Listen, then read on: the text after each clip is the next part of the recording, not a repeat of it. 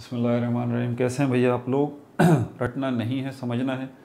Biology chapter 4 cells and tissues का दूसरा topic, sales and tissues का पहला टॉपिक आपके रिड्यूस्ड सिलेबस के मुताबिक microscope and emergence of cell theory का दूसरा पार्ट जो है हम करने जा रहे हैं। कॉपी पेन से ले लीजिए, लेक्चर को नोट करना है और मुस्कुराते रहना है। दूसरा टॉपिक कौन सा है? ये रही आपकी बुक, ठीक है।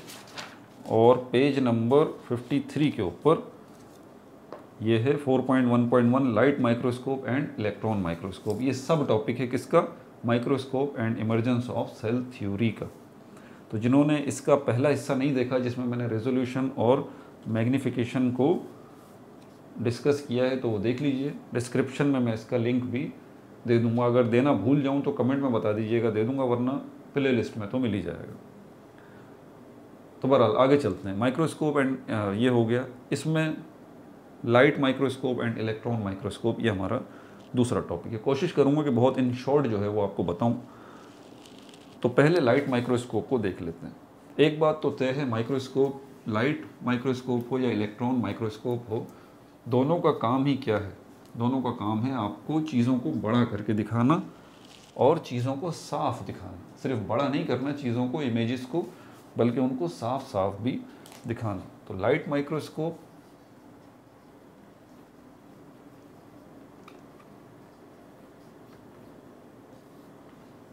इसको समझने के लिए और इलेक्ट्रॉन माइक्रोस्कोप इसको समझने के लिए, दोनों को आप समझने के लिए ऐसा करें, इनका कंपैरिजन कर लें।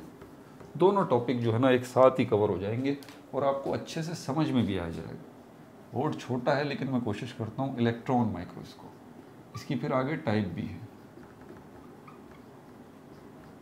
Electron microscope. इलेक्ट्रॉन माइक्रोस्कोप और लाइट माइक्रोस्कोप को समझने से पहले आपको ये समझना पड़ेगा, how do we see things. हम चीज़ों को देखते कैसे? How do we see things, हम जो चीज़ों को देखते हैं, तो आप कहेंगे सर हम लाइट से देखते हैं।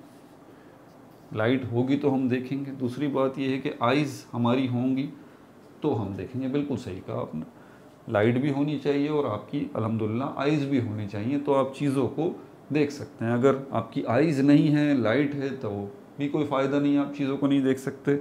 और अगर लाइट बहुत सारी मौजूद है, ठीक है, और आपकी आइज़ मौजूद हैं और अंधेरा है, लाइट नहीं है, तो भी आप अपने इर्द गिर्द मौजूद चीज़ों को नहीं देख सकते। अब सवाल ये पैदा होता है कि ये दोनों चीज़ें कर क्या रही हैं? लाइट क्या कर रही है और आइज़ कर क्या रही हैं? ये बताता हूँ।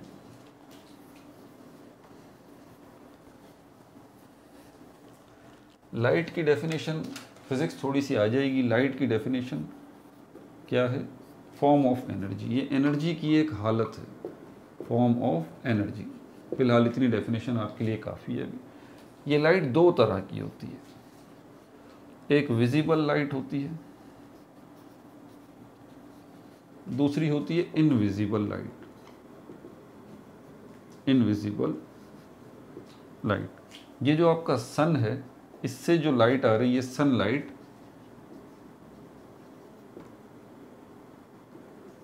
ये क्या है? ये विजिबल लाइट। आप इसको देख सकते हैं। घरों में जो हमारे पास ट्यूब लाइट्स लगी हैं, सेवर लगे हैं, आप इस लाइट को भी देख सकते हैं। और बहुत सारी किस्मों की लाइट हैं। लेज़र लाइट हैं, जो लेज़र बीम रेड कलर की होती है, वो जो मतलब जो लाइट आपको नज़र आ रही है। अब घरों में जो लाइट्स लगी हुई हैं आपके, आप उसको सनलाइट तो नहीं कह सकते ना। आप आग जलाते हैं, उससे लाइट निकलती है, उसको भी आप देख सकते हैं, उसको भी तो सनलाइट थोड़ी ना कहेंगे। तो सनलाइट भी एक लाइट है, तो वो किस कैटेगरी में आती है? विजिबल। विजिबल का मतलब होता है जिसको आप देख सकें। इनविजिबल का मतलब होता है ऐसी लाइट जिसको आप देख ना सकें। तो सनलाइट भी विजिबल लाइट में आती है। आपके घरों में ट्यूब लाइट्स लगी हैं, वो भी विजिबल लाइट में। आपके कंप्यूटर, मोबाइल्स वगैरह, इनसे जो लाइट निकल रही है, ये सब भी विजिबल लाइट है। इनविजिबल लाइट कौन सी होती है? जो कि आपको नज़र नहीं आती। इसमें बहुत सारी हमारे पास एग्जाम्पल हैं। माइक्रोवेव ओवन, इसमें जो माइक्रोवेव्स होती हैं, ये इनविजिबल लाइट की एक किस्म है। इसके अलावा इंफ्रारेड, ये इनविजिबल लाइट है। अल्ट्रा वायलेट, ये भी इनविजिबल लाइट है। ऐसी लाइट जिससे आप सभी वाकिफ़ हैं उसको हम कहते हैं एक्स रेज। ये जो है वो भी इनविजिबल लाइट की कैटेगरी के अंदर आती है। कैथोड रेज, कैनाल रेज, ये भी इनविजिबल लाइट की कैटेगरी में आते हैं। और हैरत अंगेज़ बात जो अब मैं आपको बताने जा रहा हूँ वो इनविजिबल लाइट की कैटेगरी एक, जिसमें इलेक्ट्रॉन्स, बीम ऑफ इलेक्ट्रॉन्स। आप कहेंगे सर ये इलेक्ट्रॉन्स, ये तो पार्टिकल है, जिस तरह के बॉल होती है कोई छोटी सी, इस तरह। लाइट तो लाइट है। नहीं भाई, ये एक दूसरा टॉपिक है, फिजिक्स में डिस्कस करेंगे। इसको डुअल नेचर ऑफ लाइट कहते हैं। ठीक है, लाइट की दोहरी चीज़ है, लाइट वेव भी है, लाइट पार्टिकल भी है, इसको बाद में देखेंगे। इलेक्ट्रॉन्स क्या है, जब एक जगह से दूसरी जगह मूव करते हैं तो ये लाइट की शक्ल में करते हैं।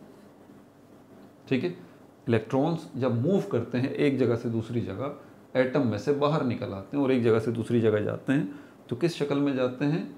लाइट की शक्ल में। आप लेज़र लाइट आपके पास होती थी बचपन में, वो आप ऐसे बटन दबाते थे, रेड कलर की एक शुआ निकलती थी, एक रे निकलती थी, एक लाइन जो आपको निकलती थी, लाइन ऑफ लाइट इसको हम कहते हैं, लाइन ऑफ लाइट।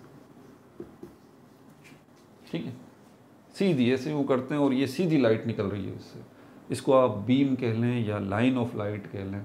ठीक है, तो बीम ऑफ इलेक्ट्रॉन्स, यानी कि इलेक्ट्रॉन्स जब एक जगह से दूसरी जगह ट्रैवल करते हैं ना, तो पहली बात तो ये कि ये इनविजिबल होते हैं, आपको नज़र नहीं आएंगे। लेकिन सपोज करते हैं अगर ये आपको नज़र आ जाए तो ये बिल्कुल ऐसे नज़र आएंगे जैसे वो इनविजिबल लाइट आपके पास बचपन में आप दबाते थे और उससे रेड कलर की लाइट निकलती थी स्ट्रेट, बिल्कुल जो आपको नज़र आ रही है। तो ये इलेक्ट्रॉन्स की बीम है। ये इलेक्ट्रॉन्स जबकि इनविजिबल लाइट की शक्ल में एक जगह से दूसरी जगह जा रहे हैं, अब ये क्या है? ये लाइट है। तो ये अब इलेक्ट्रॉन्स क्या हैं? अब इलेक्ट्रॉन्स लाइट है। अब इलेक्ट्रॉन्स अगर लाइट हैं तो कौन सी कैटेगरी में आते हैं? विजिबल लाइट या इनविजिबल? इनविजिबल, आपको अपनी आंख से नज़र नहीं आ सकते। इसका नज़र से क्या ताल्लुक़ है? इसका चीज़ों के देखने से क्या ताल्लुक़ है? ये लाइट तो हमें नज़र ही नहीं आती। लाइट का काम हमें चीज़ों को दिखाना है, हम चीज़ों को देखते हैं लाइट की मदद से। जब वो लाइट जिसको हम, जो खुद ही इनविजिबल है, हमें नज़र ही नहीं आ रही, वो हमें चीज़ों को कैसे दिखा सकती है? ये तो दूसरा सवाल है। लेकिन जो लाइट हमें नज़र आ रही है, क्या वो हमें चीज़ों को दिखा रही है? बिल्कुल दिखा रही है। तो कैसे दिखा रही है? दो तरह से। जैसे कि सनलाइट है, इसको ले लेते हैं एग्जाम्पल के तौर पर। दो काम होते हैं, या तो लाइट किसी ऑब्जेक्ट के अंदर से गुजर जाए, लाइट किसी ऑब्जेक्ट के अंदर से गुजर जाए, आर पार चली जाए, इसको हम कहते हैं पेनिट्रेट होना। पेनिट्रेट होना, बग़ैर सुराख किए गुजर जाना। पेनिट्रेट वर्ड का मतलब होता है लाइट का किसी ऑब्जेक्ट के अंदर से बग़ैर सुराख किए गुजर जाना। जैसे कि एक्सरेज होती हैं, एक्सरेज आपकी बॉडी के आर पार चली जाती हैं, आपको कोई नुकसान होता है? कुछ भी नहीं होता। लेकिन वो एक्सरेज करती क्या है? वो जब आपकी बॉडी में से गुजरती हैं, आपकी बॉडी की एक कॉपी ले जाती हैं। आपकी बॉडी अंदर से कैसी है उसकी एक पिक्चर ले लेती हैं, उसका एक इमेज ले लेती हैं। वो एक्सरे का कवर होता है, उसके ऊपर जाके एक्सरेज टकराती हैं। तो जब एक्सरेज यहाँ से गुजरी आपकी बॉडी के अंदर से, तो आपके इंटरनल, आपके बॉडी के अंदर का जो भी मामला है, हड्डियाँ हैं, बोन्स हैं, उनकी तस्वीरें लेती हुई गई वो एक्सरेज। और पीछे क्या लगा हुआ है आपकी बॉडी के दूर दूर? वो एक्सरे का पेपर लगा हुआ है। वो एक्सरेज जाके उस पेपर से हिट करती हैं, जाके उसमें से आर पार नहीं जाएंगी, उसको जाके हिट करेंगी। और जैसे ही हिट करेंगी तो ये एक्सरेज आ कहाँ से रही थी? आपकी बॉडी में से होके उस एक्सरे के पेपर पर आ रही थी। और जब ये एक्सरेज आपकी बॉडी में से गुजरी तो आपकी बॉडी के अंदर जो ऑर्गन्स हैं उनकी पिक्चर इसने ले ली, और जाके जब इस एक्सरे के कवर से ये टकराई एक्सरेज, तो यहाँ पर एक्सरे के कवर पे, एक्सरे पेपर के ऊपर उन्होंने क्या कर दिया? पेस्ट कर दिया। वो पिक्चर, वो इमेज आपकी बॉडी का जो ये एक्सरेज ला रही थी, यहाँ जब उन्होंने हिट किया तो उस इमेज को यहाँ पेस्ट कर दिया। बाद में वो शख्स आया, उसने ये एक्सरे का कवर उठाया, इसको थोड़ा सा केमिकल वगैरह लगा के उस अक्स को, उस रिफ्लेक्शन को, उस तस्वीर को वाज़े किया और आपको दिखा दिया, बोला भाई ये देखें आपके अंदर ये हड्डी टूटी हुई थी, ये सही है। समझ में आ गई बात? ये किसने किया? ये इनविजिबल लाइट ने किया। एक्सरेज इनविजिबल लाइट की कैटेगरी में आते हैं, ये उन्होंने किया। यानी कि लाइट कोई सी भी हो, इनविजिबल हो या विजिबल हो, वो आपको इमेज तो ज़रूर देगी। इनविजिबल लाइट का कमाल ये है कि इनमें से कुछ किस्में ऐसी हैं जो कि आपकी बॉडी के से पेनिट्रेट हो जाती हैं, आपकी बॉडी में से गुजर जाती हैं। गुजर भी जाएंगी तब भी वो आपकी बॉडी के अंदर का सिस्टम की तस्वीरें ले लेंगी। Okay fine. लेकिन ये सनलाइट जो है, जो कि विजिबल लाइट है, ये ऑब्जेक्ट्स के अंदर से इतनी आसानी से नहीं गुजर सकती। इसका प्रॉब्लम है, अगर ऑब्जेक्ट्स के अंदर से गुजरेगी तो उनका भी इमेज लेके गुजर जाएगी, यही काम हो। लेकिन कुछ ये डिपेंड करता है ऑब्जेक्ट्स के ऊपर। सॉलिड ऑब्जेक्ट्स होते हैं, उनसे सनलाइट टकराती है, वापस आ जाती है। अगर लाइट किसी ऑब्जेक्ट से टकरा कर वापस आएगी तब भी उस ऑब्जेक्ट का इमेज लेके आ जाएगी। जी बिल्कुल, लाइट का कमाल ये है। लाइट किसी बॉडी के अंदर से आर पार चली जाए तब भी उस बॉडी की तस्वीर ले जाएगी, और लाइट अगर किसी ऑब्जेक्ट से टकरा कर वापस आ जाए तब भी उस ऑब्जेक्ट का क्या ले आएगी, उसकी तस्वीर खींच के ले आएगी लाइट। हमारा काम सिर्फ इतना है कि जब लाइट किसी ऑब्जेक्ट से टकरा कर वापस आ रही है और इस ऑब्जेक्ट का इमेज लेके आ रही है, तो इस लाइट में से उस इमेज को निकाल लें।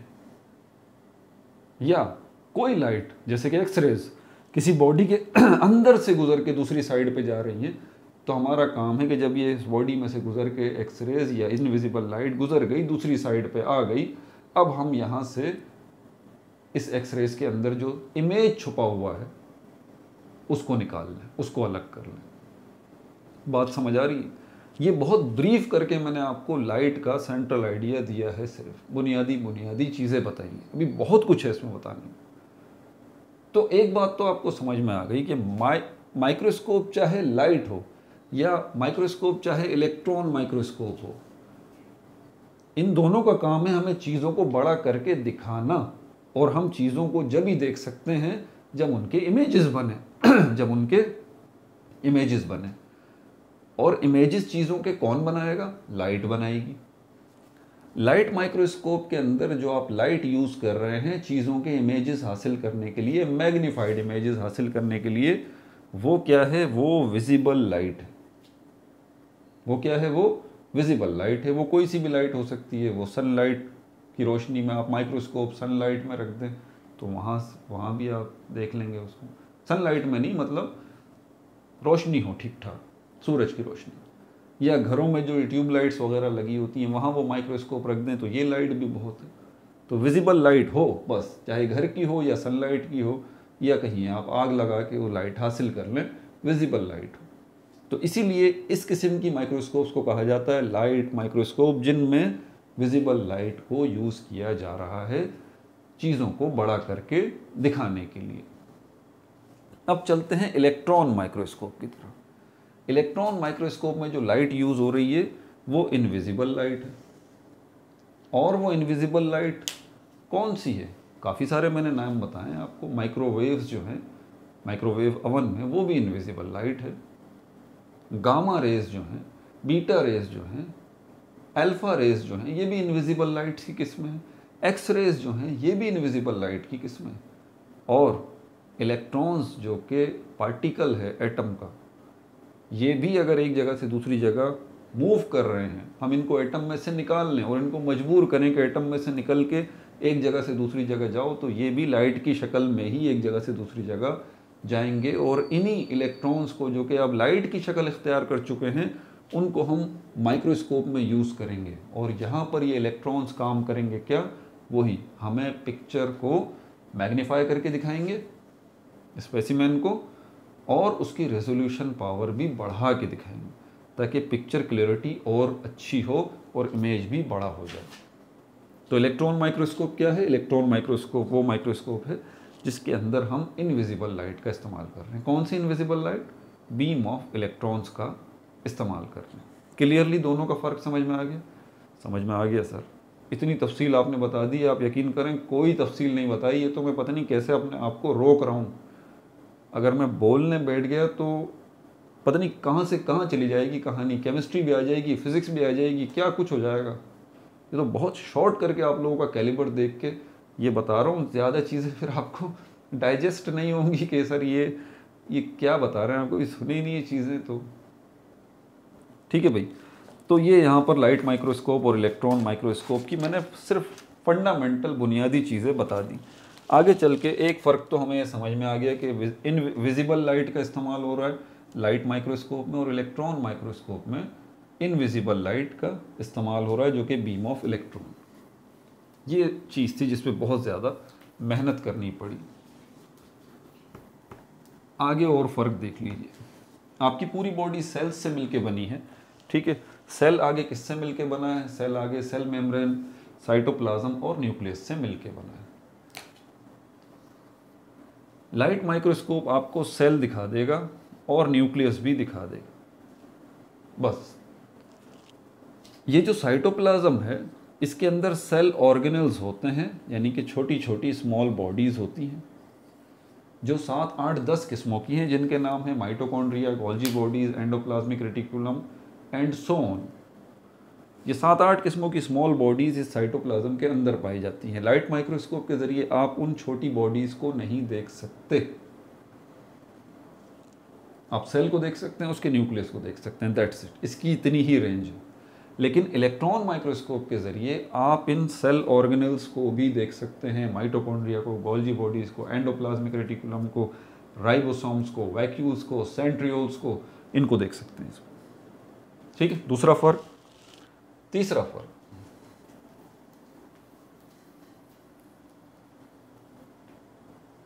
ये लाइट माइक्रोस्कोप हमारे पास 2 किस्मों की होती है।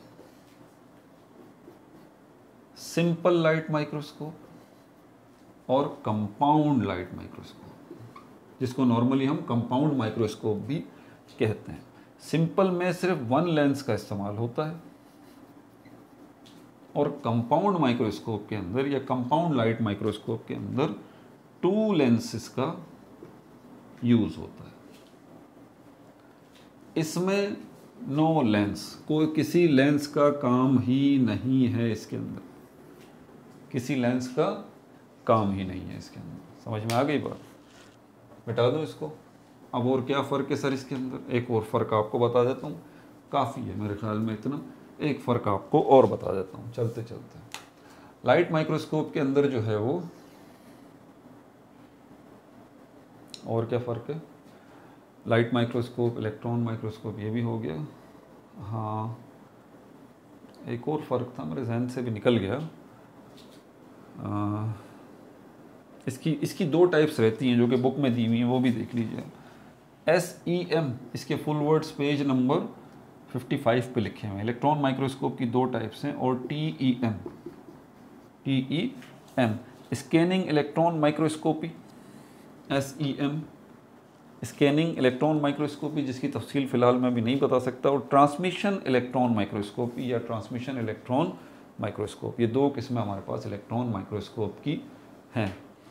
ठीक है भाई, और इसके अंदर कोई ख़ास बात है नहीं, मेरे ख्याल में बहुत काफ़ी हो गया है आप लोगों के लिए है। बाकी इसके अंदर और भी काफ़ी सारी चीज़ें, लेकिन अब मेरे ख्याल में ज़रूरत नहीं है। आप लोग भी थक गए होंगे कि सर बस कर दें अभी। अपना बहुत ज़्यादा ख्याल रखिएगा। ये 4.1 जो हमारा टॉपिक है, इसके हम 2 टॉपिक्स डिस्कस कर चुके हैं। तीसरा जो टॉपिक होगा इसके अंदर वो होगा हमारे पास पेज नंबर 55 पे, जो कि आपका रिड्यूस्ड सिलेबस का गिवन टॉपिक भी है 4.2, history of the development of cell theory. Cell theory की तारीख, इसकी हिस्ट्री, कि ये सेल थ्योरी क्या है पहली बात, और ये बनी कैसे, इसको हम डिस्कस करेंगे। ये मेन टॉपिक है। इसमें सेल थ्योरी आगे आ रहा है पेज नंबर 57 पे, इसको डिस्कस करेंगे। सब सेलुलर और ए सेलुलर पार्टिकल्स, इनको डिस्कस करेंगे। बस ये सेकंड आपका मेन टॉपिक डिस्कस करेंगे अगले लेक्चर में। अपना बहुत ज़्यादा ख्याल रखिएगा। No like, no subscribe, only share.